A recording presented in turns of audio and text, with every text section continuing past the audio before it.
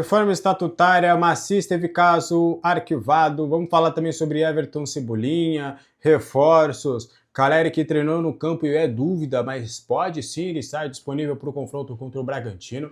Enfim, tem muito assunto para a gente falar. Tem um assunto importante também, uma pequena atualização sobre o Hugo. Enfim, tem muito assunto para a gente trazer no vídeo de hoje, por isso que você tem que ficar até o final, falar sobre Casares, falar sobre uma polêmicas com o Júlio Batista. A gente vai falar um pouquinho sobre esses e outros assuntos.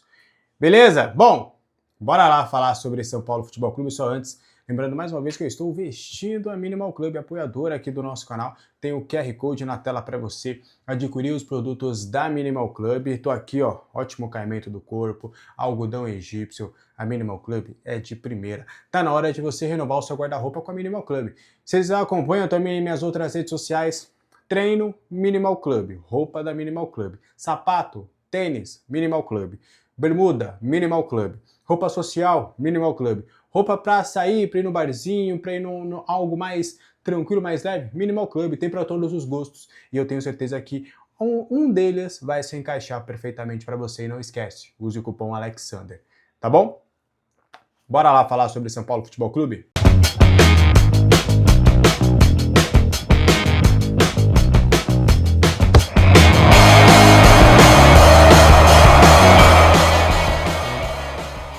%100% da reforma estatutária foi reprovada no Conselho Deliberativo. Quem acompanha aqui o canal já sabe que a gente falou que o clima já não era muito positivo para essa reforma estatutária, depois ali que os grupos da situação se colocaram contra esta reforma, e teve até conselheiro de oposição que acabou também votando contra as propostas, né?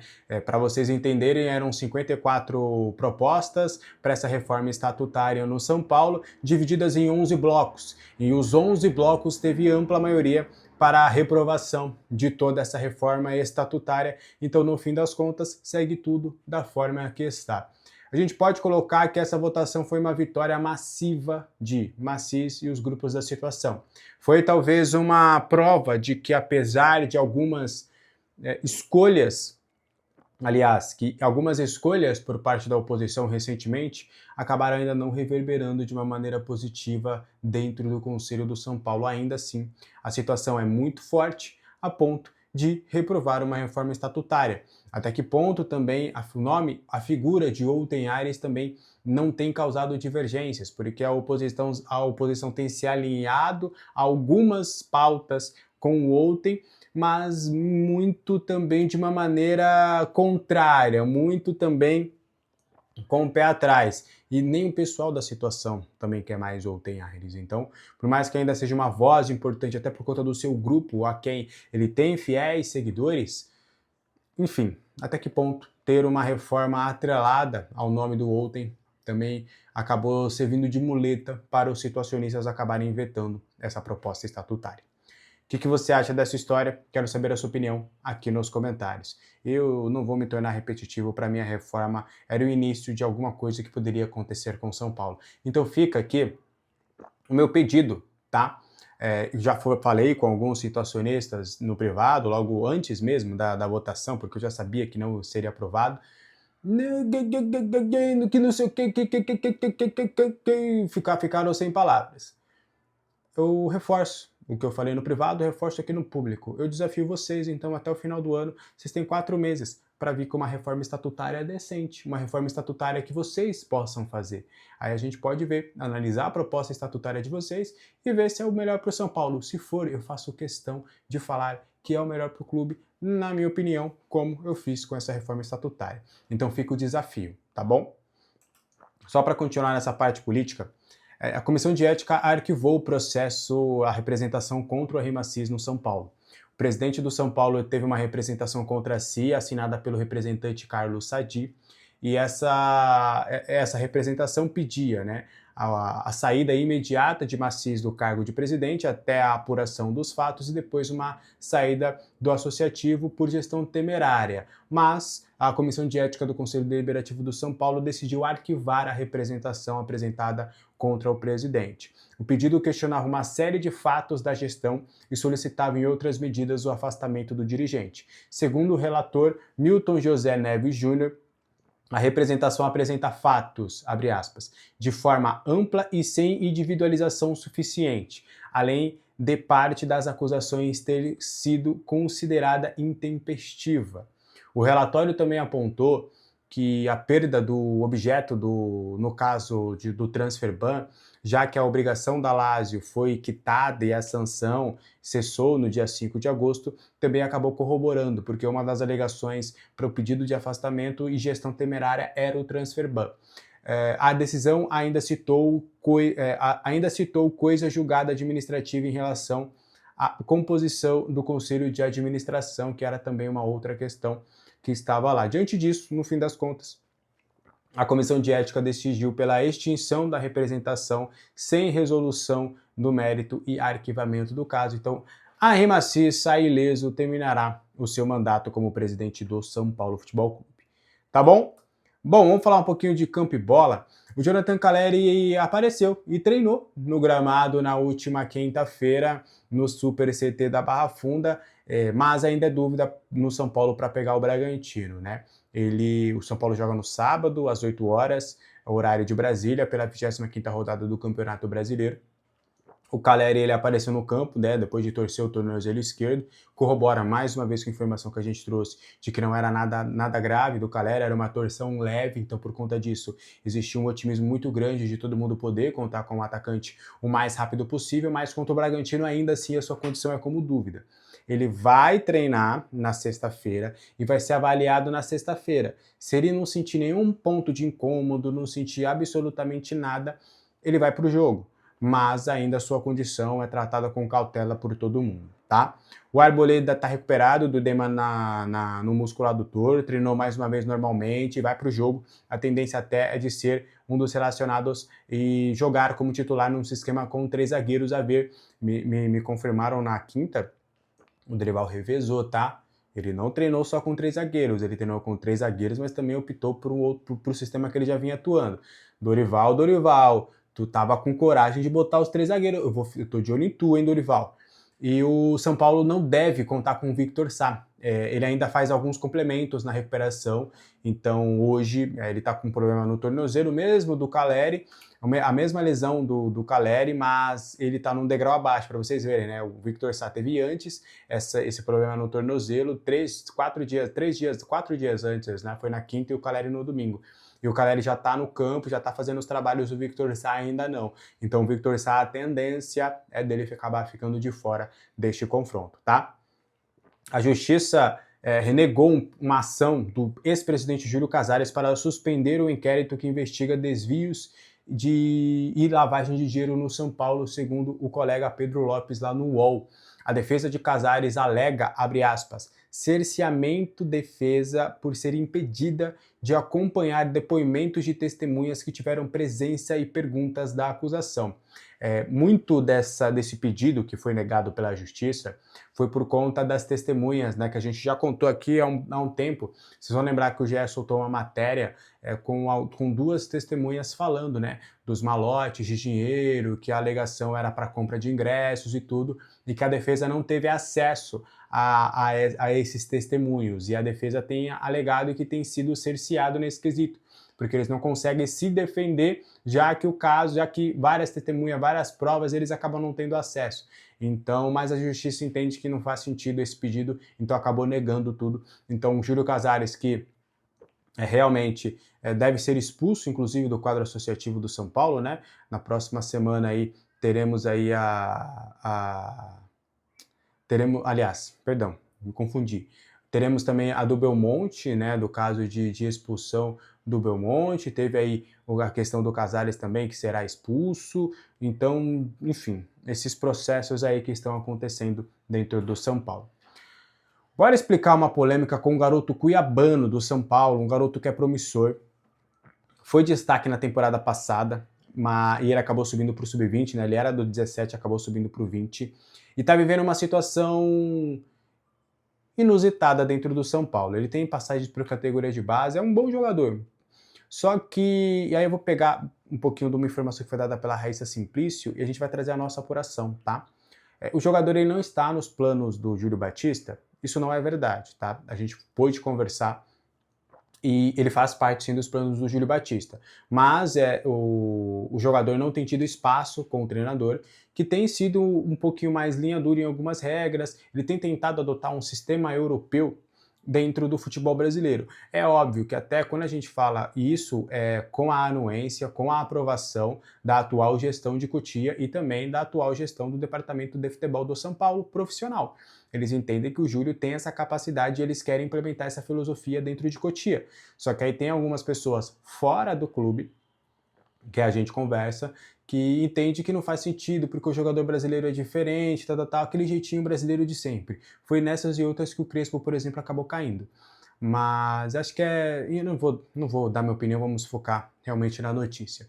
E aí, o staff do jogador, incomodado com essa falta de espaço, começou, né, a buscar no mercado possibilidades para o cuiabano, falando, poxa, já que você não quer contar com ele, ele não vem jogando, tem sido um pouquinho mais linha dura, até do que eu tenho de apuração, o Júlio Batista tem sido um pouco mais linha dura com o cuiabano, nada por uma questão pessoal, muito pelo contrário.